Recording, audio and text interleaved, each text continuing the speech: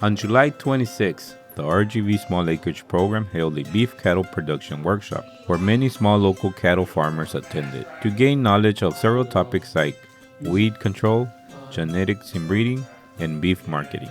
From an economic point of view, the more you have to provide information to farmers because we believe that the more information you have, the better the decisions that you will take.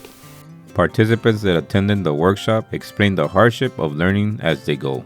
You know, we learned and stumbled and learned and stumbled. We have two cattle that died on us in Christmas because of pneumonia, and we didn't know cows had pneumonia. So they died on us in pneumonia, and that's money down the drain. You know, $600 that I ain't gonna gain back.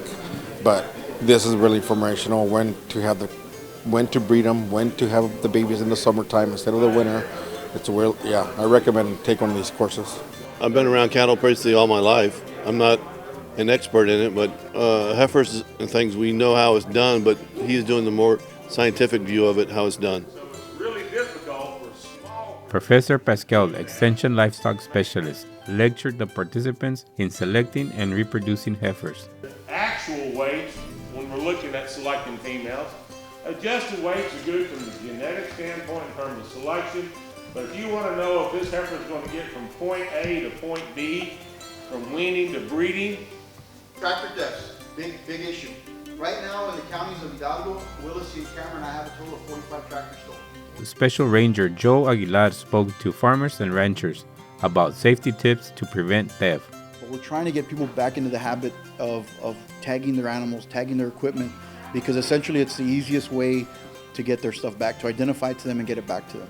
The number one way for us to be able to do our job is to be able to teach prevention and be able to prevent theft from happening. And if we can do that, then that'll really help us when it comes to crime solving, because that'll be less cases we have to worry about. You know, if cows are forced to go into really thick brush like this, we know that there's not a lot available outside of that brush. Invasion of plant species is one of the biggest problems in the ranch land. Associate Professor and Extension Specialist Dr. Megan Clayton of Texas A&M AgriLife explains the research they do to help producers maximize production in their land for their livestock or to manage habitat for wildlife. My part was just supporting these beef producers and trying to make their land a little bit more productive. So if they have an invasion of brush or weed species, they're taking the place of their good forage grasses for livestock. My information is meant to help them figure out how to target those plant species and do it economically and most effectively. Well, I came in to get more knowledge on the pesticide for Huisache, mesquite, all the winter and summer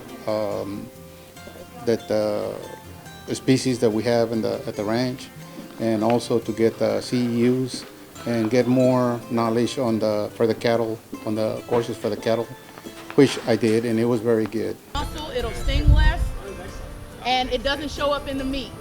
So.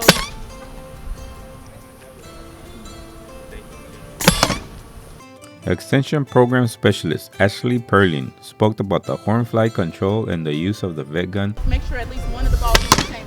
So I was asked today to present on the vet gun as an alternative use for administering hornfly control for some of our producers, and we have a result demonstration that is continuously going on within multiple counties, and we have 2 going on here in the Valley area. So we're just speaking about things that we have going on at the university as far as research goes, and how we're trying to introduce those new tools and useful tools into the community. If you want to attend a workshop, you could visit our website, and you could also follow us on our Facebook page.